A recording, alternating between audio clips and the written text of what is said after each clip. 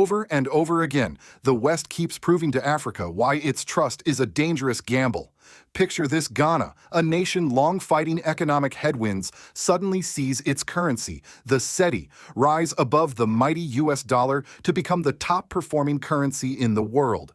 For ordinary Ghanaians, it's a rare moment of relief. Groceries cost less, fuel prices calm down. A little dignity returns to daily life. You might expect congratulations from the global financial community, a handshake, a headline that says Africa wins. Instead, what comes is a warning straight from the International Monetary Fund. Not applause, not encouragement, a warning. The IMF accuses Ghana of manipulating its currency by injecting money into the economy. Pause for a moment and let that sink in. When African currencies collapse, the IMF lectures about structural reforms and tight belts. But when an African nation succeeds, suddenly it's a problem. This isn't just about Ghana. It's about a deeper question, one that spans the deserts of the Sahel to the streets of Accra and Cairo. Are Western-led financial institutions really here to help or to keep Africa on a leash? Dr. Arikana Chihuri Kwao, former African Union ambassador to the U.S., once said something that silenced a room. The success of the IMF and World Bank depends on the failure of African economies. Strong words, yes, but look at Ghana's case, and you might wonder if she's right. In this story, we're going to uncover why the IMF's reaction to Ghana's success may not be about market stability at all, but about power, about control, and about the unwritten rules that say Africa must never get too far ahead. If you believe the truth should be louder than the headlines, stay with me until the end.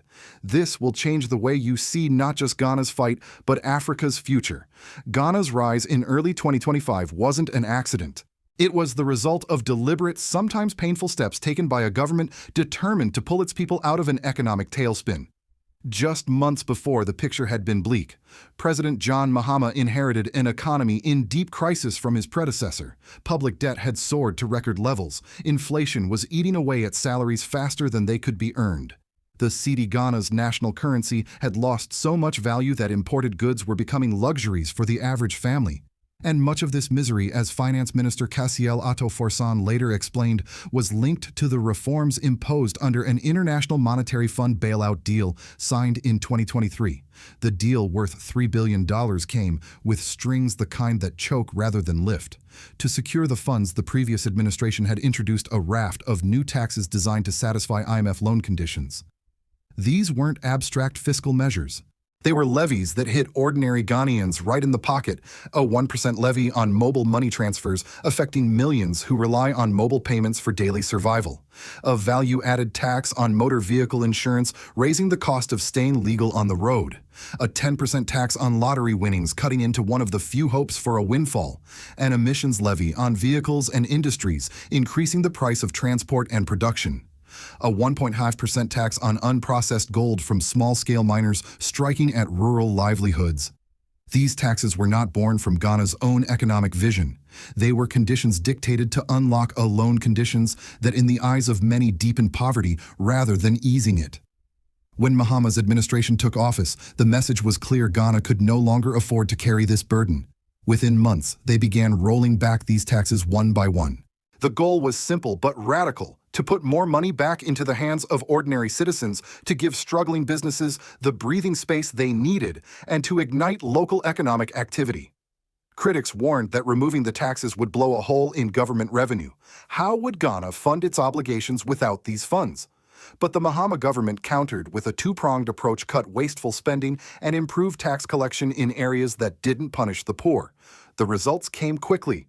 With fewer regressive taxes weighing them down, households had more disposable income. Businesses began to recover, rehiring workers and increasing production. Investor confidence grew. The cedi, once a symbol of weakness, began to strengthen, surprising even seasoned market watchers. And then came the milestone: the cedi overtook the US dollar as the top-performing currency in the world.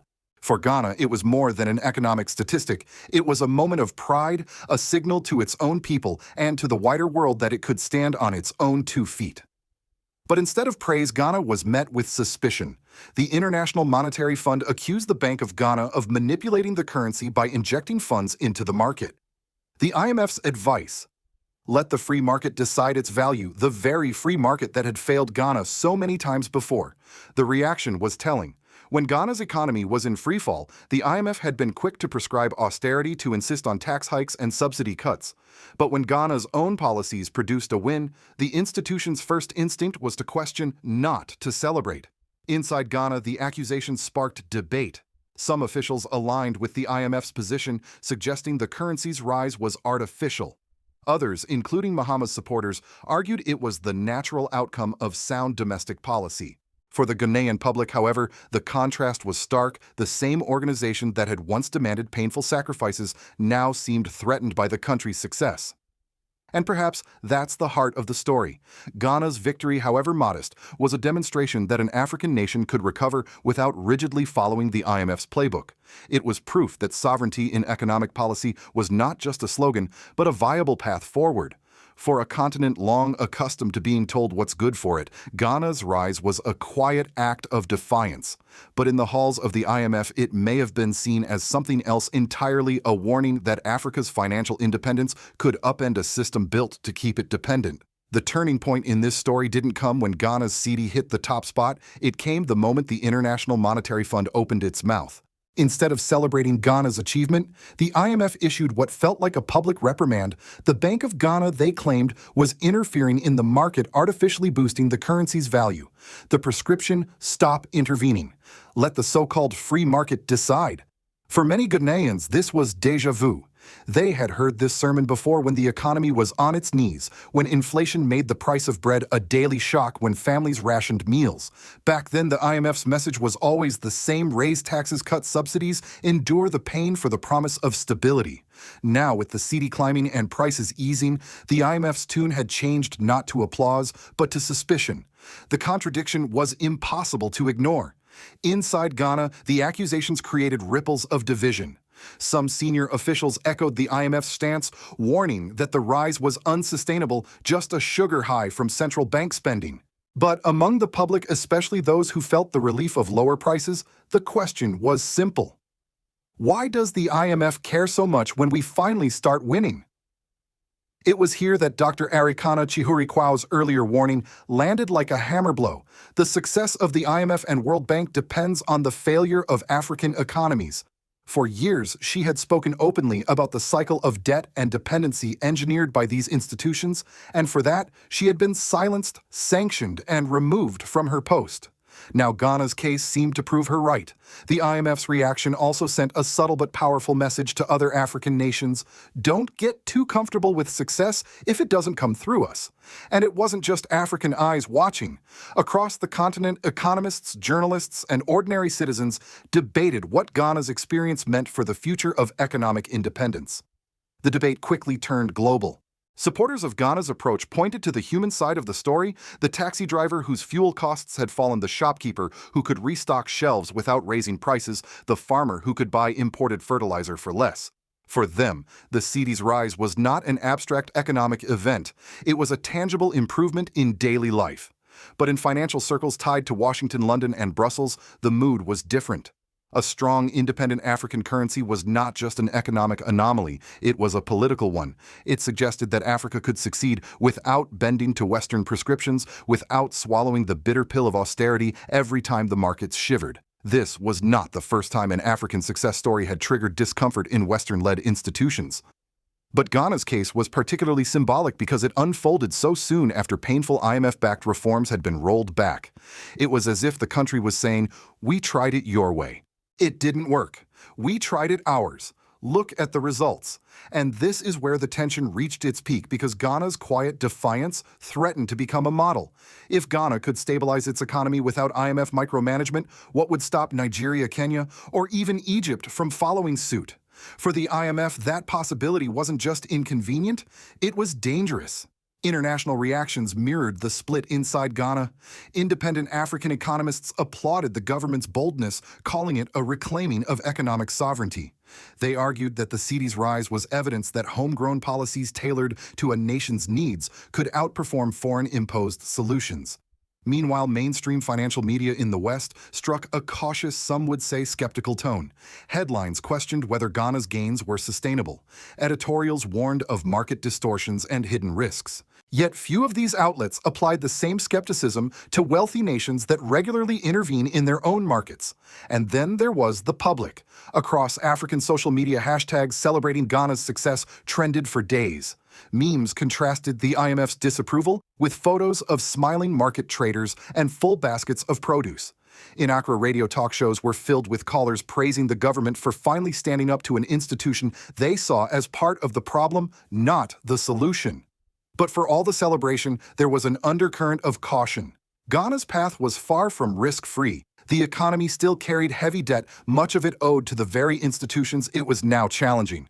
And the IMF's influence is not limited to loans. It shapes how investors, credit rating agencies, and even other governments view a country's stability. A sustained backlash could make life harder for Ghana in the months ahead. Still, in that moment, Ghana had done something rare. It had shifted the narrative. Instead of being a case study in IMF dependency, it became a test case for African economic independence. And that was enough to rattle the comfortable order that had existed for decades. The question now was whether Ghana could hold its ground and whether others would dare to join it. The IMF's warning didn't just stir debate in Ghana's parliament or on economic panels. It rippled outward into market stalls, taxi ranks, and neighborhood meetings where the stakes were far more personal. For ordinary Ghanaians, the cedi's sudden rise was more than an abstract economic signal. It meant a direct change in their daily struggle. Import costs fell.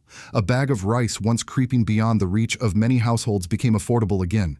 Fuel prices leveled off, making transport cheaper for workers and small traders. Even in the rural north, where imported goods had been all but unattainable during the currency's slump, shopkeepers found they could restock without quadrupling their prices. These small shifts brought a sense of breathing space, a rare reprieve from years of belt-tightening under IMF-imposed reforms. Families could stretch their incomes further. Parents could send children to school with lunch money that didn't vanish into transport costs. For the first time in years, the phrase "things are getting better" found its way back into casual conversation. But beneath this fragile optimism lay an undercurrent of anxiety. Many Ghanaians remembered how quickly gains could evaporate. The fear wasn't just that the cedi might fall again, it was that external forces could make sure it did. IMF criticism, after all, isn't just words. It shapes how foreign investors and credit rating agencies judge a country. A sustained narrative of currency manipulation could scare off capital raise, borrowing costs, and choke the very recovery now underway.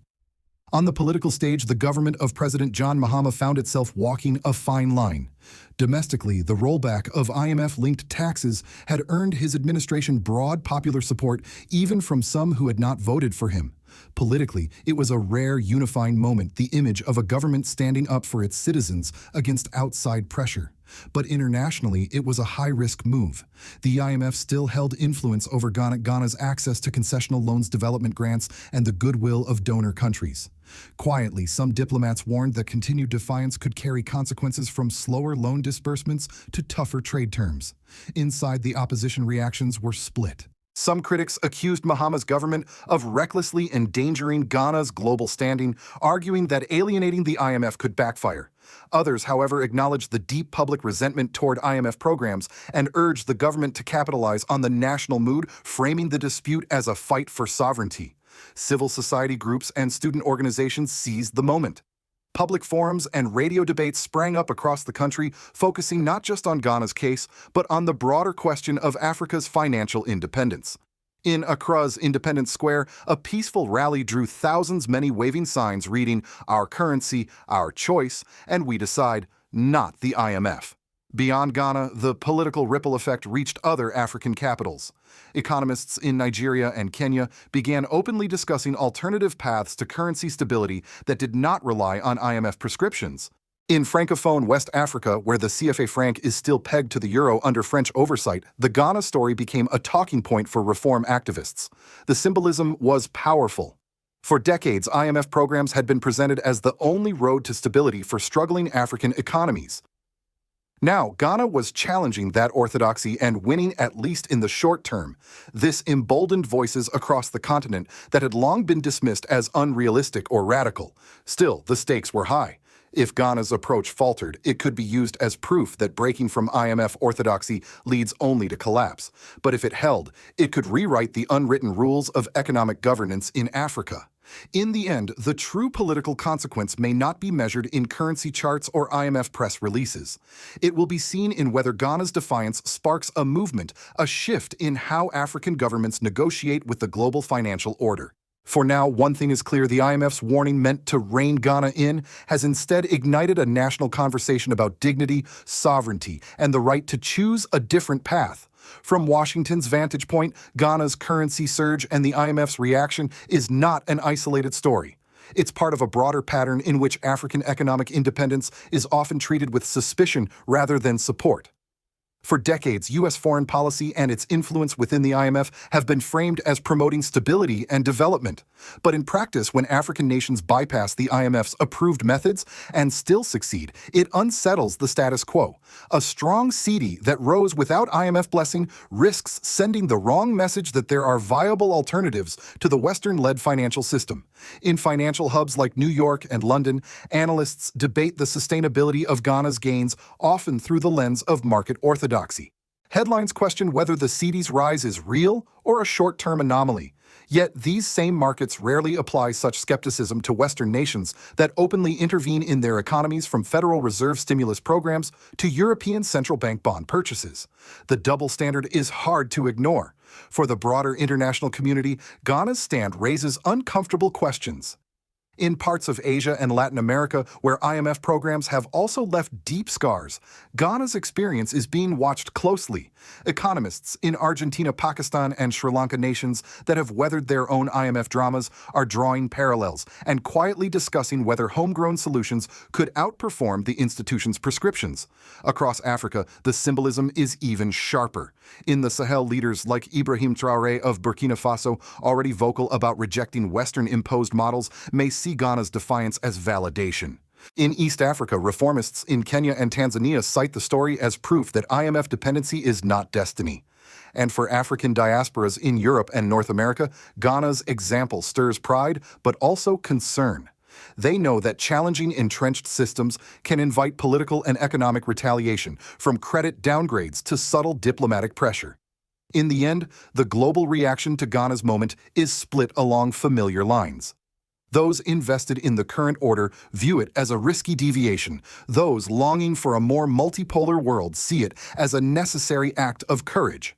Either way, one fact is undeniable: Ghana has forced a conversation that reaches far beyond its borders, one that questions who truly benefits from the rules of the global economic game. Ghana's rise to the top of the currency charts should have been a simple story of success: a nation recovering its balance, families finding relief, and businesses breathing again. But the IMF's reaction revealed a deeper reality. In the global economic order, not every victory is welcomed, and not every success is allowed to stand unchallenged. History warns us that when African nations step outside the lines drawn by Western-led financial institutions, the response is rarely neutral.